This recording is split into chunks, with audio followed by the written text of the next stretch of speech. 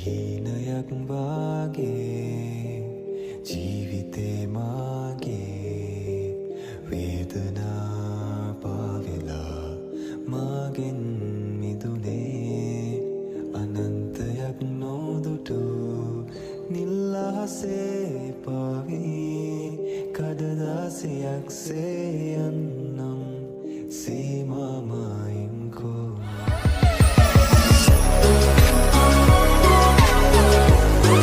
Hi guys! ඔයාලව ආදරයෙන් සාදරයෙන් පිළිගන්නවා මගේ YouTube channel එකට. මම ජානිත්‍යා. ඉතින් මේ මගේ පළවෙනි vlog එක අද මට තියෙනවා ලස්සන වැඩක් කරන්න චූටි පොඩ්ඩු ටිකක් එක්ක. ඉතින් මං හිතුවා ඔයාලට vlog එකක් අරන් එන්න ඕනි කියලා.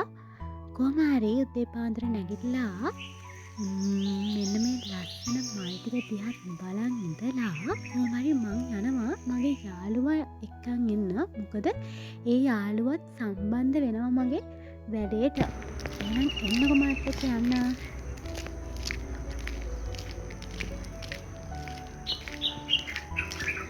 උදේ හැරුණු ගමන් මේ වටපිටාවෙන් ඇහෙන සද්දවලට මං හරිම ආසයි. ඔයාලත් එහෙමද?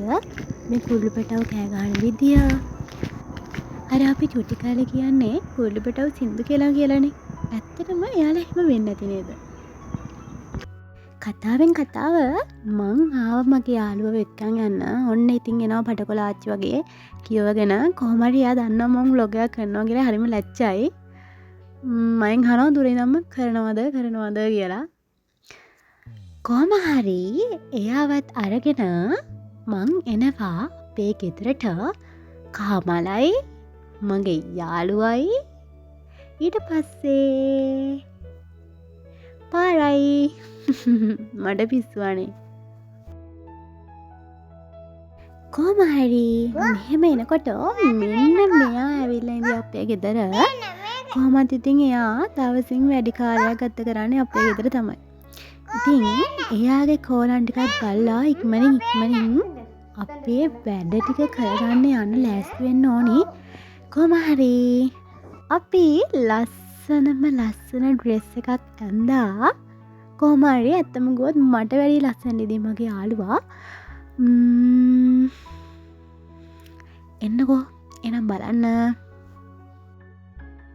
ඔන්න ඉන්නවා තාරුකා මලක් වගේ මගේ යාළුවා. ඉතින් මට ඉන්නේ යාළුවෝ දෙන්නයි. මේ එක්කෙනෙක් අනිත් එක්කෙනාට අද එන්න විදියක් නෑ. අපි A-level නිසා එයාට පන්ති දාලා උදේ ඉඳන් හවස් වෙනකන්. කොහොම හරි මං කිව්වනේ යාළුවෝ දෙන්නයි කියලා.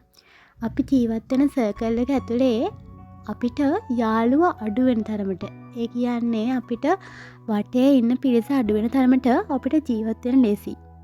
කොහොම හරි මේ ඔක්කොම ටික කරලා අපි රියසල් එකක් ගත්තා. ඔයාලට කිව්වේ නෑ තාම මම මොකටද යන්නේ කියලා. ඉතින් මම තව චුට්ටකින්ම එක කියන්නම්. මගේ පිස්සු හොන්දුවයි ඔන්න තාත්තත් එක්ක ගමන පිටත් වෙනවා. ඉස්සරහට බලමුකෝ. හෝ ඔන්න අපි දෙන්නත් එක්ක මෙන්න මෙතනට තමයි ආවේ. ඔයාලට මං කිව්වේ නෑනේ අපි දෙන්න මෙතනට එන්නේ මොකටද කියලා. මෙතනට එන්නේ අද Pearl Kids පෙර පාසලේ තියෙනවා චූටි මල් කැකුළු වලට අවුරුදු උත්සවයක්. අන්න ඒ අවුරුදු උත්සවයේ අපි දෙන්න ඉන්නේ ඇනවුන්සින් කරන්න. මෙතන මෙහෙම තිබ්බට තව චුට්ටක් වෙලා යනකොට චූටි මල් කැකුළු වලින් මේ පිට්ටනියම පෙරෙනවා. තාම ළමයි මේ පිට්ටනිය කියන්නේ තාම සූදානම් කරලා නැහැ.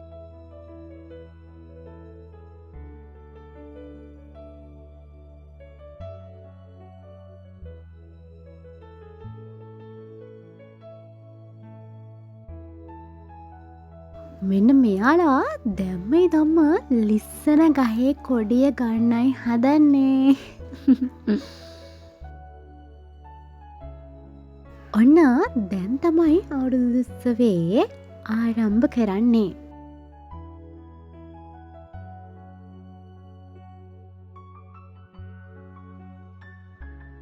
හෝ ඔයාලට අපි දෙන්න නවසිං කරනවා බලන්න ඕනිද? බලන්න නම් බෑ. හැබැයි අහන්න දෙන්න. එන්නකෝ. සූර්යයා මීන රාශියේ සිට මේෂ රාශියට සංක්‍රමණය වෙන මේ කාල සීමාව කවින්දා සදාමලා පවා අපට ආශිර්වාද කරන සොඳුරු කාල සීමාවක්. ඔව් ජානිත්‍යා. ඉතින් ස්වභාව ධර්මයේ විතරක්ම නෙමෙයි. මම මේ අවුරුදු මංගල්‍යයේ තියෙන සුවිශේෂම දෙයක් තමයි පර්ෆික්ස්. අන්න එහෙම තමයි අපි එනවසින් කරේ. ඉතින් එනවසින් කරන ගමන්ම අපි මේ චූටි මල්කැකලු අවුරුදු උත්සවයක් තරංග කරන විදිහත් හරි ආසාවෙන් බැලුවා. එන්නකෝ මං ඔයාලට පෙන්නන්නම් ඒ තරංග කරපු විදිහ. එකමත් රටක ආයේ අමාපෙම් හසකෙන් යායේ පිපින්නම් විඳින්නම් ආදරේ වයන්නම් හදවීනාවේ සුපෙම්බරගී සංසාරේ සොයන්නම් සිපින්නම් නැතිවූ ඔන්න ඔහොම තරඟ බලබල අපි දෙන්න කනවා. කාලිවර වෙලා දැන් අපි හතන්න ළමයි ලස්සනම ලස්සන එරබුදු මල්ටිකක් බලන්න.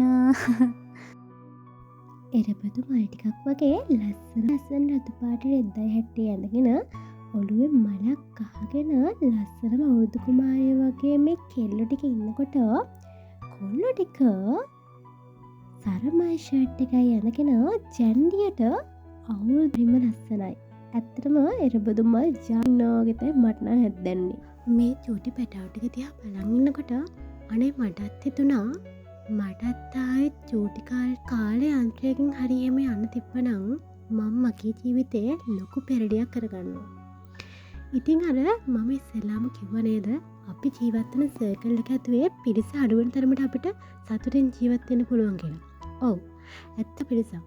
ලොකු පිරිසක් ආශ්‍රය කරාන් පස්සේ අපිට කරදර එනවා. අත්දැකීමෙන් කියන්නේ. ඉතින් මම ඔයාලටත් කියන්නේ ඔයාලා විශ්වාසවන්ත දෙතුන් දෙනෙක්. පවුල යාළුවෝ දෙන්නෙක් විශ්වාසවන්ත තුන් දෙනෙක්. අන්න ඒ වගේ ආශ්‍රය කරලා ලේසියෙන්ම දිනන්න පුළුවන්. කොහොම හරි ඔන්න ඔහොම පැටවු ටික බලලා දැන් පටන් ගත්තේ දෙමව්පියන්ගේ තරඟ. එන්න ඉස්සරහට බලන්න.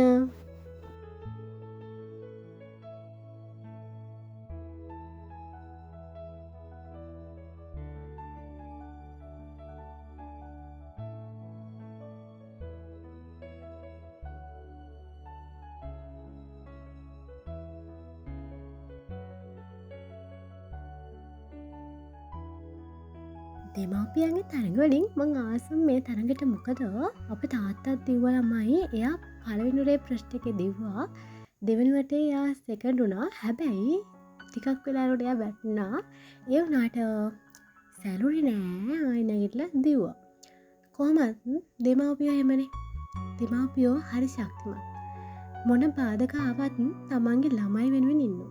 අන්න ඒ දෙයට අපි කවදා හරි ලොකු වෙලා එයාලව හොඳට බලාගන්න ඕනි. එයාලා නොදකපු ලෝකේ අපි එයාලට අනිවාර්යෙන් බලන්න දෙන්න ඕනේ. අන්තිමට පොඩ්ඩොන්ට තෑගි ටිකක් දීලා ඒ කියන්නේ ඔක්කොම පොඩ්ඩොන්ට තෑගි දුන්නා. මොකද තරගේ දිනපු අයත් නෙමෙයි මෙයාලා චූටි ළමයිනේ.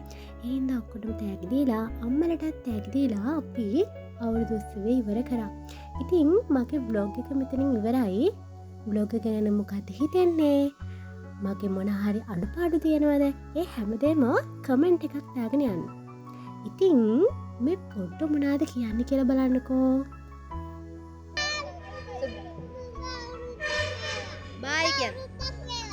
බයි. ලබන්නා වූ සිංහල හින්දු අලුත් අවුරුද්ද ඔයාලා හැමෝටම සුබම සුබ අලුත් අවුරුද්දක් වේවා. බයි. මතක නැතුව සබ්ස්ක්‍රයිබ් කරන්න.